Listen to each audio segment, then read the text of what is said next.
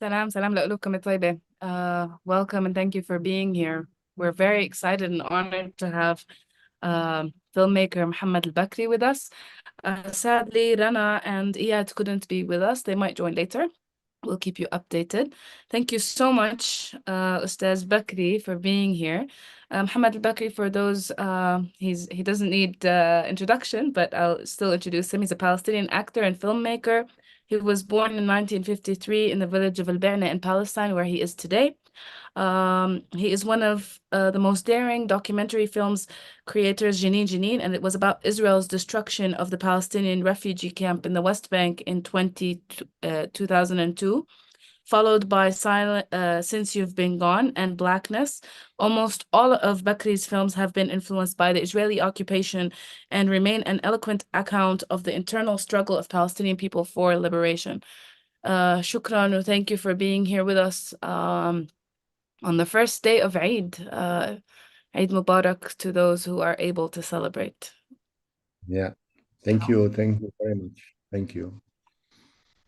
How are you feeling this Eid, actually, with what is happening in Gaza? Well, nothing special. I mean, it is not different from any other Eid before because for years I don't feel like to celebrate in this day. I don't know why. Before Gaza, before what happened in Gaza. I mean, but especially now, I don't feel really Eid. I feel frustration and sadness, and some kind of impotence. You were telling me before. Yeah. I can't do anything. I cannot help anybody. I cannot support. I feel weak. I feel helpless. That I am here in my home, safe. I have everything. I have food. I have water. I have electricity. I have TV. I have internet. I have friends. I have my life. And on the other side, when I watch the TV and see the news, I feel so bad that I feel okay. I mean, I feel okay when people don't feel okay. Not great feeling. But again, I don't like the Eid. I don't like the Eid before Gaza because what is happening in Gaza now, it is a continuity of 76 years of occupation. It is not new. It's extreme crime, big crime, but this crime is continuing since 1948. So it's not new for me. It is more aggressive and more ugly and more harsh on everybody, not only on me. But it is really not surprising because the people in Israel, for example, talking about the 7th of October, the beginning of the Gaza war, as if it is the real problem. It is not It is not the problem. 7th of October is a result of 76 years of occupation. The story didn't start in the 7th of October. It started many years before.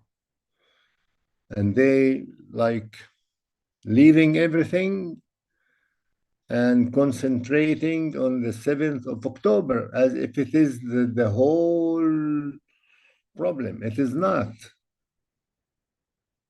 For me, it is not 7th of October.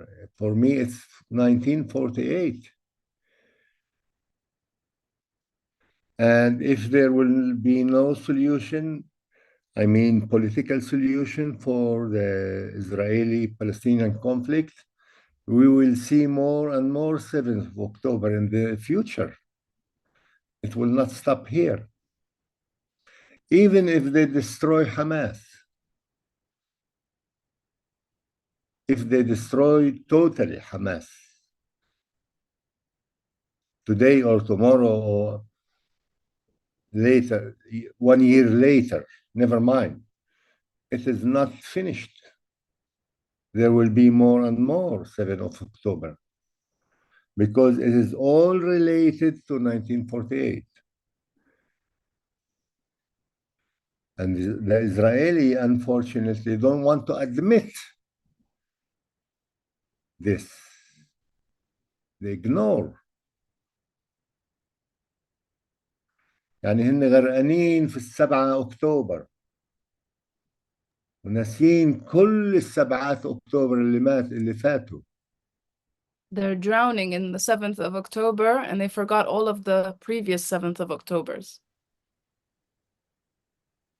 Which happened to us, to my people.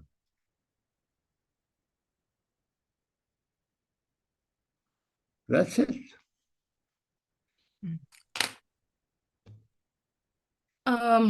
Before we get into the movies, I want to reflect because we've talked to so many people in the West Bank and we've talked to some people also in Gaza.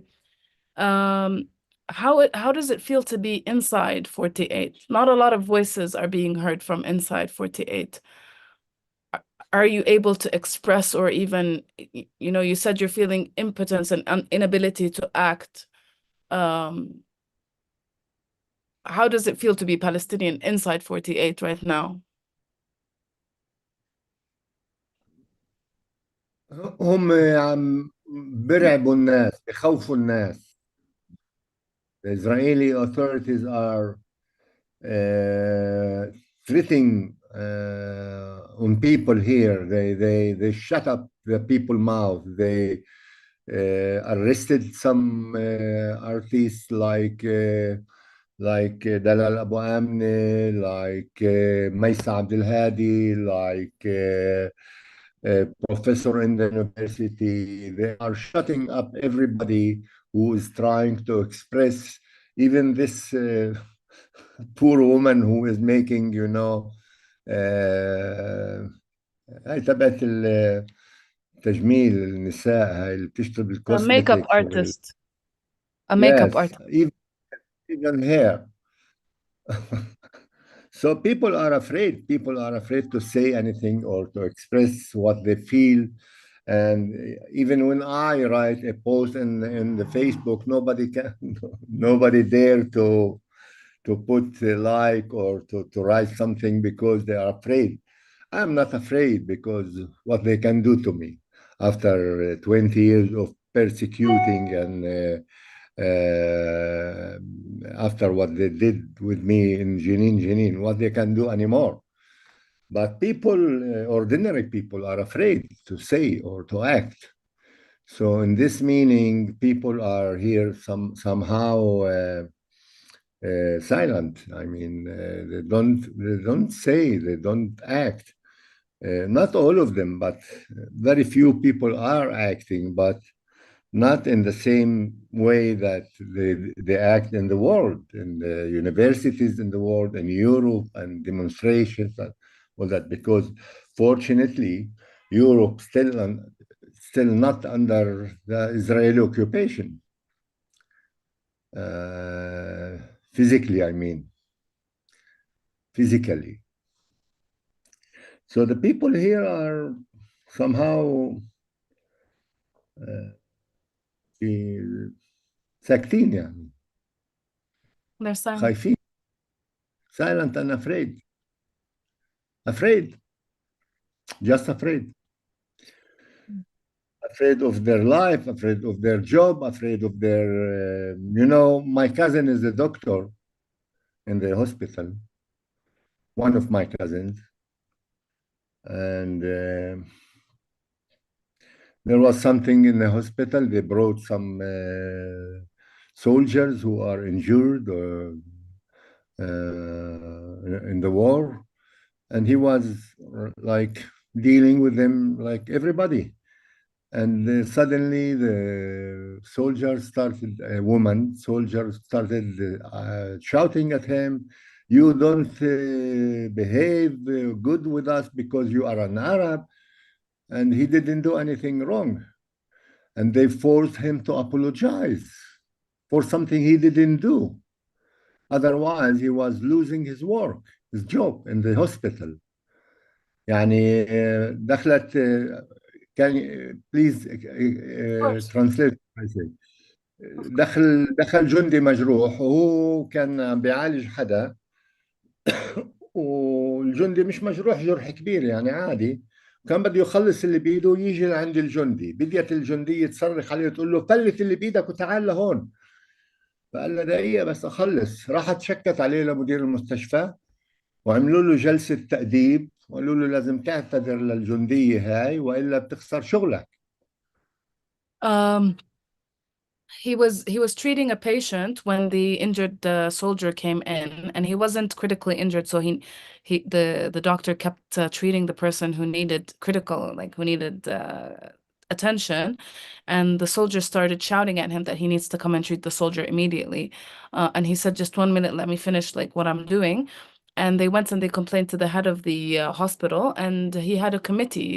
They sat the doctor down for an ethical committee, and he almost lost his job just because he wanted to help the person who was more in need of help.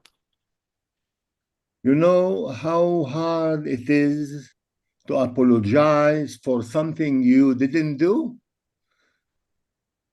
For a crime that you didn't يعني عملت. Mm. He didn't commit. It's very Yeah. hard to apologize for something that he hasn't done. And I'm sorry to tell you that you asked me about the Arabs, the Palestinian in Israel. It is a kind of apologizing for our existence, Mm. our life in Israel. Before Gaza. يعني أنا متأسف إنه أنا موجود. I'm سامحوني. sorry that I exist. Please forgive me for existing. So you can imagine how this feeling will be during the war on Gaza. يعني from this point تقدر تستنتجي كيف البني آدم ممكن يتصرف. Yeah. From this point, you have to see how people would react, because they're constantly under this feeling that they're not allowed to exist on that land. You know, I And remember when I was a student, the first year of study of my university, I was studying acting, theater. All the time, I heard one sentence. We don't hear your voice. كانوا يقولوا لي علي صوتك. ما كنتش استرجي احكي. كنت احكي بصوت واطي هيك عشان ما حدا خايف احكي. كنت احكي بصوت واطي.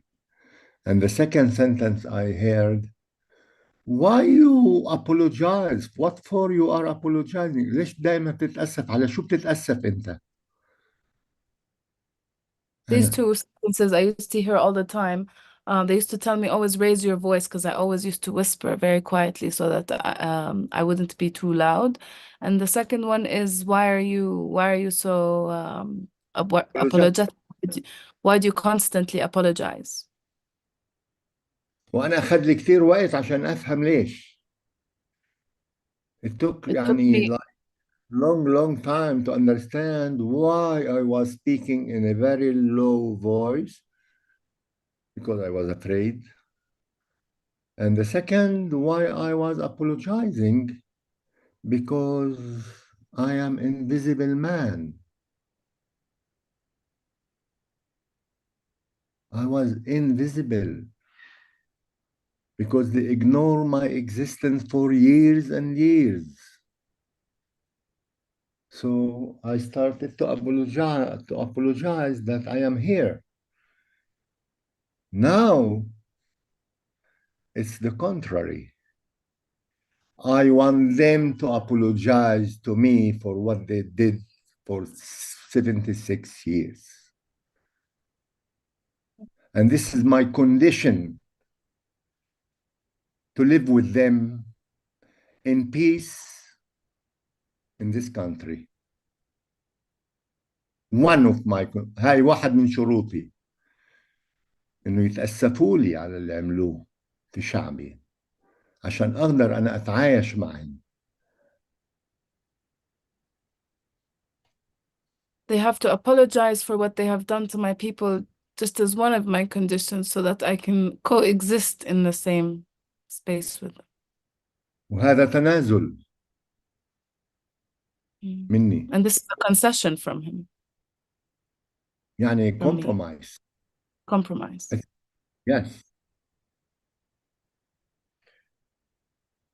Yesterday I had a Zoom with Beirut, not Beirut, in Lebanon. There was screening of Jenin somewhere in Lebanon, and they were asking me questions after the screening. And when I said that I am ready to live in two states, one Palestinian and one Israeli, if they give the Palestinian the right of return and ثوابت الفلسطينية. And there were some of them were angry at me because they live in the camps, in 76 years in the camps in Lebanon. They have nothing. They have nothing. So how come a Palestinian like me is saying, yes, yalla, let's live together in two states? What about the 76 years of depression and suffering? Sorry, and that's it? You know, I asked one, you know Taha Muhammad Ali, the poet? Taha Muhammad Ali is a very special poet, Palestinian, and he died a couple of years ago. And he is from Safuriye. Safuriye. And once I asked him, do you want to return back to Safuriye, to go back to Safuriye? He said, no. I said, why? He said, if I go now to Safuriye, what I will do with 50 years of suffering? Sorry, and that's it? Yeah. And I understand. Yeah, it's very hard to comprehend that we have to that we even have to compromise after everything that's happened, especially now, also like after what happened in Gaza. What if they apologize for what they've done in Gaza? Would it ever make it any better? And here, Lisa just shared the about Taha Muhammad Ali, his website, and I just want to say quickly, marhaba, salam, Iyad, AbuRok. We're glad you joined us. سلام سلام. مرحبا، يسعد أوقاتكم. مرحبا سامعني مرحبا. الصوت هيك تمام؟ أيوة مرحبا سامعين. تمام. طبعا أنا برحب بالحضور الكريم، وتحديدا كل الموجودين. ما بعرف الأسماء بالضبط، لكن ذاكرتي معلقة بالفنان الكبير محمد بكري. برحب بحضرتك وأهلا وسهلا فيك. تربينا على فنك، وهذا شيء اليوم احنا فخورين انه احنا بنجتمع مع حضرتك، وطبعا لكل الناس الموجودة وكلهم بلقبه وباسمه. Thank you for everyone that is here. I'm glad to be with you, and I'm honored to be with Mohammad Bakri. I grew up to watching his art and his films, and it's an honor to join the panel and be here with everyone. شكرا عزيز شكرا. Let me just introduce you, Iyad, to everybody. Iyad AbuRok is a Norwegian film director of Palestinian origin. He's renowned for his creative contributions to cinema. His latest documentary film is Children's Cries, depicting the lives of children in Gaza and the West Bank and how they live under the constant threat of death destruction. Iyad runs Rook Art Productions, a company dedicated to producing documentaries that reflect the human community's diversity and complexity. Thank you for being here with us, Iyad. And yeah. I feel like I need to breathe after hearing you. Yeah. Because yeah, it feels strange that sometimes I was also very apologetic. I'm still very apologetic in space. And it's the first time that it clicks to me when you said that maybe it's because we have to constantly apologize for existing in this plane and in their sphere. Um, I remember one thing that I always used to do is I still do it even when I'm in safety. I always pre-plan a conversation when I'm crossing checkpoints, what I have to say to the soldiers, how will I sound and how will I act so that I don't look Palestinian and I don't sound too Palestinian and that I'm not caught. I always have to run through these conversations every time that I leave the house. And even sometimes like I find myself waking up here in the US and thinking about police. And I'm like, Ashira, the police is not going to stop you here in the US and ask you these questions. And my mind still wants to feel safe, so it wants to play. And it's all about people pleasing. It's always about pleasing the soldiers in order for me to pass.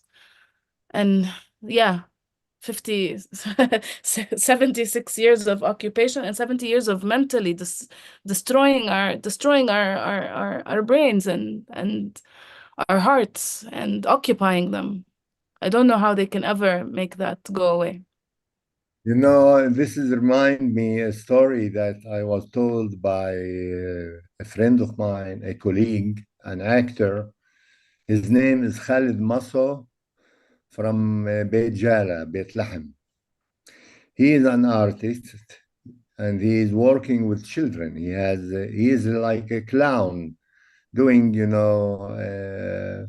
a children theater like a clown. So he was with his clown, أدوات الكلاون, and he was going from Bethlehem to Bir Zayt, which is quite a long way. And he suddenly came to the checkpoint before Bir Zayt, and the soldier asked him for ID. He gave him his ID. He said, "Where you go?" He said, "I am an actor. I'm going to make a play for children in Bir Zayt." He said, "Ah, you are an actor, a clown. So make some clown play to us like a clown." And Khalid said, "No, I'm not playing on the checkpoint. If you want to watch me as a clown, you must come to the theater." He said, "No, if you don't make a clown now, I will not let you go." And he said, "But I cannot do it here.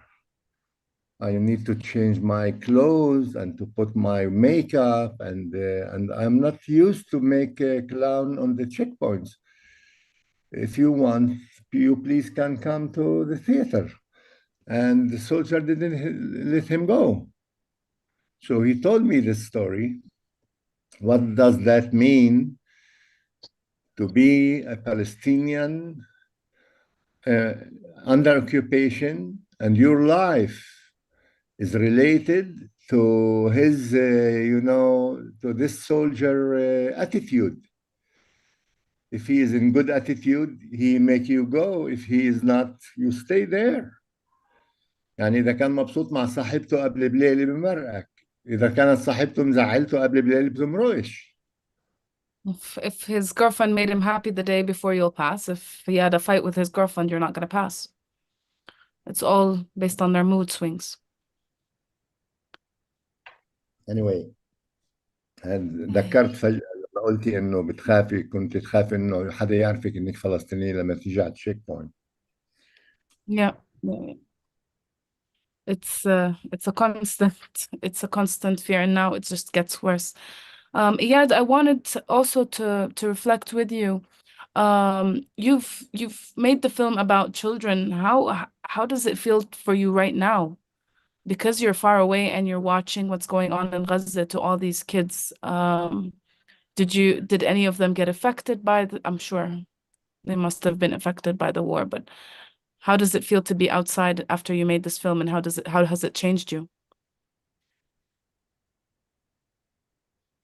أسألك يعني فهمت بالعربي. شوي من السؤال بالعربي نسيت. فهمت سوري. شوي بس مو مشكلة، يعني فاهم عليكي، بس بدي إياه يكون دقيق يعني بالعربي أكثر. برجع بعد لك، آسفة، بعتذر لك، أنا المفروض آه أترجم لك ونسيت.